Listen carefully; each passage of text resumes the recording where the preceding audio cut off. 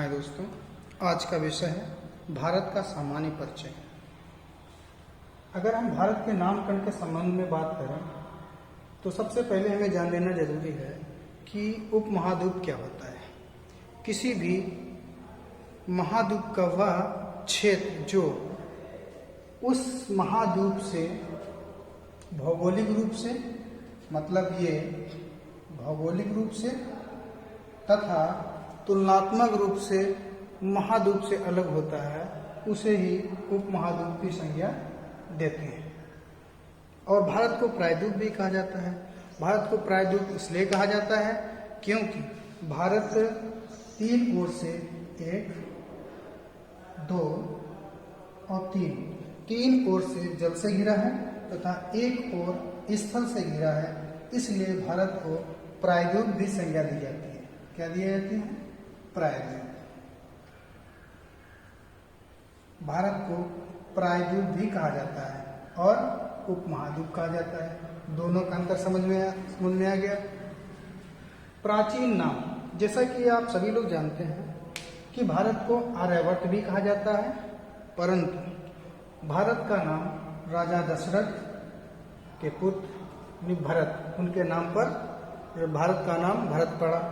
परंतु जो वैदिक आर्य थे उनका निवास स्थान सिंधु घाटी में था। वैदिक आर्यों का निवास स्थान कहाँ था? सिंधु घाटी में था। और जो पार्शिया, जिसका नाम आधुनिक नाम है ईरान, यानी ईरान लोग जो थे वो सिंधु घाटी से होकर ही भारत में प्रवेश किए। ये सिंधु नदी है और ये इधर से सिंधु घाटी से होकर भारत में जो ईरानी लोग थे वो प्रवेश किया था सिंधु घाटी से होकर के। और सबसे बड़ी बात यह है कि ईरान के लोग जो थे वो सा के स्थान पर हा बोलना बहुत प्रचलित था। इसलिए उन्होंने सिंधु को हिंदू कहा और हिंदू से ही उन्होंने आगे चल करके भारत के नामकरण के संबंध में हिंदुस्तान नाम से इसको संबोधित किया। इंडिया शब्द, एक तो आर्यवर्त हो गया और भारत हो गया, दो नाम जाने, और तीसरा जो है हिंदुस्तान जाने, और चौथा नाम जो भारत का है वो है इंडिया। इंडिया शब्द एक आता है, ग्रीक भाषा का शब्द है। ग्रीक भाषा का शब्द है इंडोस। कौन सा शब्द है? इंडोस। इंडोस से ही इंडिया की उत्पत्ति हुई, इंडिया शब्द की उत्पत्ति हुई और यूनानी लोगों ने इंडिया शब्द दिया था। एक प्रसिद्ध जेम्स अलेक्जेंडर हुए हैं, उन्होंने अपने विवरण में हिंदू को इंदु शब्द से संबोधित किया और बाद में आगे परिवर्तन होकर के यही हिंदू से फिर इंडिया में बदल गया। बाद में परिवर्तन होकर के इंडिया शब्द में आ गया। भारतीय संविधान अनुच्छेद 1 में यह कहा गया है कि भारत अर्थात इंडिया राज्यों का संघ होगा। ये तो नामकरण हो गए भारत के, 4 आप लोगों ने देखे। अब बात करते हैं सामान्य, इसमें से क्या क्या कौन कौन से पड़ोसी देश हैं।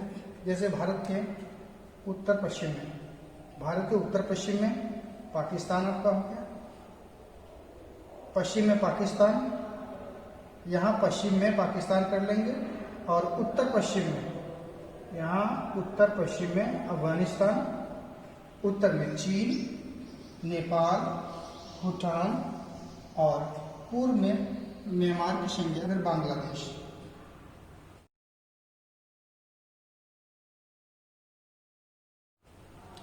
भारत के मुख्य बिंदु जो 4 हैं वो बहुत एग्जाम में पूछे जाते हैं। जैसे हम बात करेंगे भारत का विस्तार, एक होता है अक्षांश, एक होता है देशांतरी विस्तार।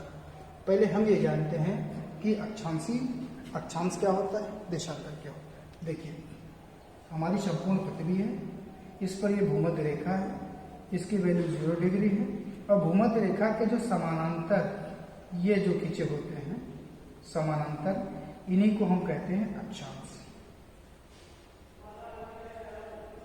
भूमध्य रेखा के समानांतर जो रेखाएं खींची जाती हैं इन्हीं को ही हम अक्षांश की संज्ञा देते हैं।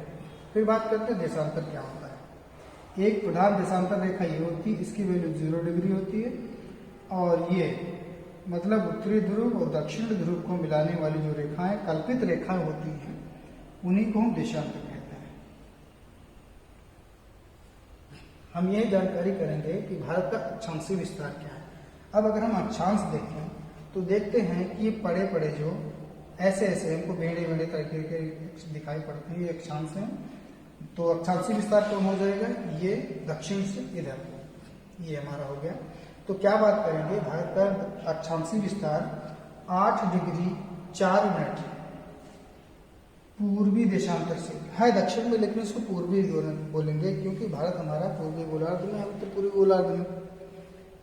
तो 8 डिग्री 4 मिनट से लेकर के 37 डिग्री 6 मिनट पूर्वी अक्षांश विस्तार हो गया।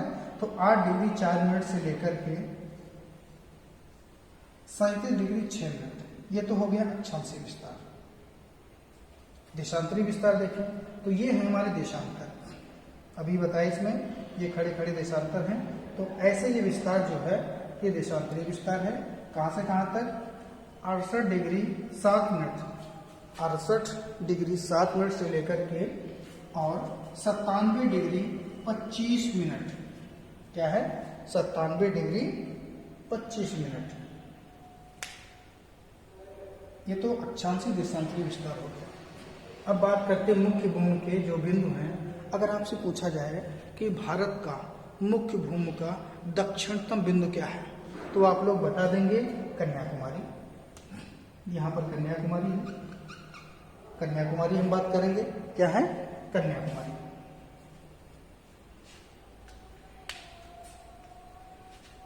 अगर आप लोगों से पूछा जाए कि सबसे उत्तरी बिंदु कौन सा है, तो यहाँ इस स्थान पर आपको पड़ेगा, ये देखिए मैंने यहाँ पर रख दिया है। सबसे उत्तरी बिंदु जो है इंदिरा हॉल है, वो जम्मू कश्मीर में पड़ेगा। और सबसे दक्षिणी बिंदु जो है, दक्षिणी बिंदु, अगर सबसे दक्षिणी बिंदु का है तो ये इंदिरा पॉइंट हो जाएगा। और मुख्य भूमिका यहाँ पर कन्याकुमारी से हम संबोधित करेंगे। पश्चिमी बिंदु की बात करें तो पश्चिमी बिंदु है गुजरात में, और जिसको बोला जाता है गोरामाथा। उसके बाद में पूर्वी बिंदु, सबसे पूर्वी बिंदु इस स्थान पर पड़ेगा, जिसका नाम है किबुथु। क्या नाम है, किबुथु। और कहाँ पड़ता है, अरुणाचल प्रदेश में। तो मुख्य भूमि का सबसे दक्षिणतम बिंदु कन्याकुमारी कितने डिग्री पर है, 8 डिग्री 4 मिनट पर। और अगर पूछा जाए भारत का सबसे दक्षिणी अर्थात दक्षिणतम बिंदु जो है वो ग्रेट निकोबार में है। कहाँ है, ग्रेट निकोबार में। और कौन सा है, इंदिरा पॉइंट। इंदिरा पॉइंट को ही पहले पिग्मेलियन पॉइंट के नाम से भी जाना जाता था, और पिग्मेलियन पॉइंट भी कहते हैं इसको, इंदिरा पॉइंट भी कहते हैं, पार्सन पॉइंट कहते हैं, लोह विचिंग पॉइंट कहते हैं। इसके 4 नाम हैं। फिर भारत जो कर्क रेखा है वो भारत के मध्य से होकर गुजरती है। कर्क रेखा भारत के मध्य से होकर के गुजरती है। और कितने राज्यों से, 8 राज्यों से। 8 राज्यों से कर्क रेखा भारत के मध्य से होकर गुजरती है। फिर बात करते हैं ये प्रधान देशांतर रेखा। आप लोग जानते हैं ये जो लंदन में है ग्रीनविच लाइन जिसको बोला जाता है, ये लंदन से गुजरी है। कि लंदन में एक स्थान है ग्रीनविच, वहीं से गुजरी हुई है। इसकी वैल्यू 0 डिग्री है, इसको यामोत्तर रेखा भी कहते हैं। वहां से हमारे भारत का जो समय है वो 5.5 घंटे आगे है। और भारत का जो मानक समय है 82.5 डिग्री है। भारत का मानक समय 82.5 डिग्री है।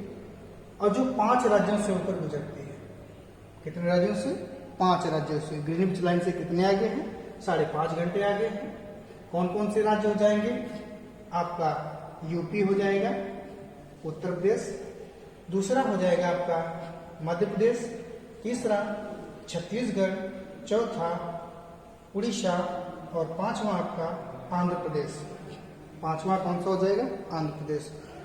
तो जो भारत का मानक समय है वो इलाहाबाद के नैनी से गुजरता है, लेकिन वर्तमान में जो है मिर्जापुर से इसको माना गया है और 5 राज्यों से होकर के गुजरता है।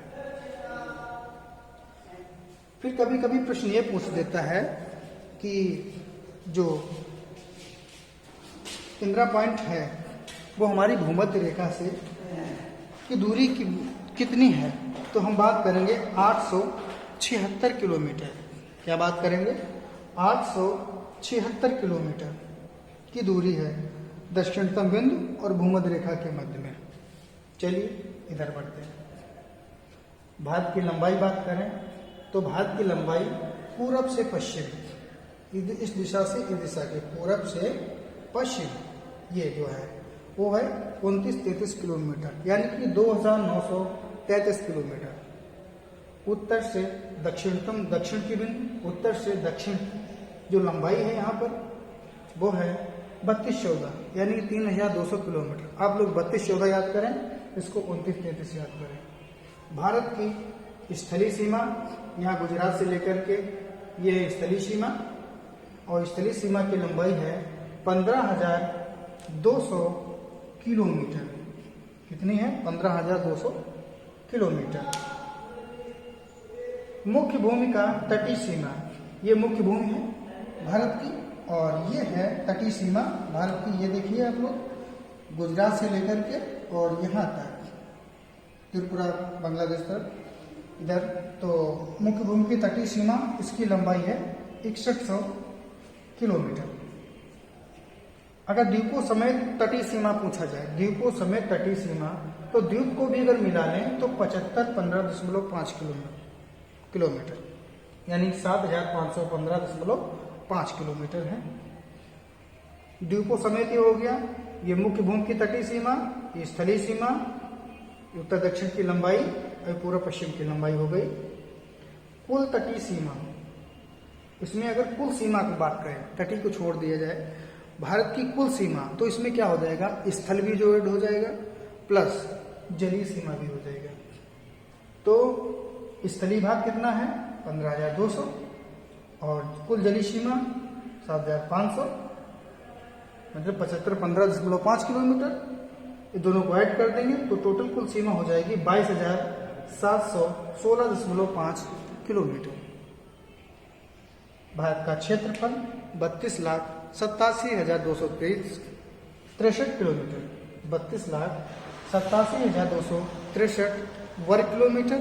लेकिन अगर बात करें कि भारत का क्षेत्रफल पूरे विश्व के संदर्भ में, तो इसका प्रतिशत है 2.43%। भारत की कुल जनसंख्या कितनी है? 121 करोड़ है इसमें, और ये जो है जनसंख्या प्रतिशत में अगर बात करें तो 17.5%। चैनल तो जानते ही होंगे, चलो बताते हैं चैनल क्या होता है। चैनल वह जलीय सकरा क्षेत्र होता है जहां से जलयान आसानी से आ जा सकते हैं।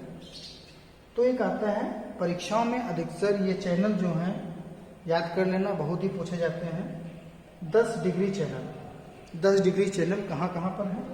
तो 10 डिग्री चैनल जो है लिटिल अंडमान और कार निकोबार, कहाँ पर है 10 डिग्री चैनल?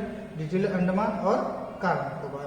तो लिटिल अंडमान यहाँ पे बात करते हैं, ये 8 डिग्री है, यहाँ पे 9 हो जाएगा, यहाँ पे 10 डिग्री, इस यहाँ से हम ले लेते हैं। तो लिटिल अंडमान यहाँ पे 10 डिग्री हम लोग कर सकते हैं।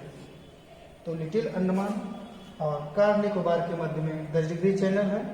9 डिग्री चैनल, 10 तो ये हो गया, थोड़ा नीचे आएंगे, 9 डिग्री चैनल यहाँ की हम बात कर रहे हैं। तो 9 डिग्री चैनल जो है, ऊपर लक्षद्वीप पड़ेगा आपका, लक्षद्वीप, और नीचे है मिनकाय द्वीप। तो लक्षद्वीप और मिनकाय द्वीप के मध्य में 9 डिग्री चैनल है। फिर आता है 8 डिग्री चैनल, या 8 डिग्री चैनल तो मुख्य भूमि का दक्षिणतम बिंदु देख ही रहे हैं, थोड़ा ऊपर हो जाइएगा इसमें। और तो ऊपर नीचे तो मिनकाय है, नीचे आ गया आपका मालदीव। तो 8 डिग्री चैनल मिनकाय तथा मालदीव के मध्य में है। कौन कौन सा? मिनकाय और मालदीव के मध्य में। ये तो 3 जो चैनल है मुख्य रूप से हैं। एक और आता है जिसका नाम है ग्रेट चैनल। और ग्रेट चैनल से आप लोग इरादा लगा लीजिएगा कि ग्रेट चैनल जो है, इधर आइएगा, आपका जो है इंदिरा पॉइंट और इंडोनेशिया। ये इंदिरा पॉइंट हो गया, इधर इंडोनेशिया आपका पड़ेगा।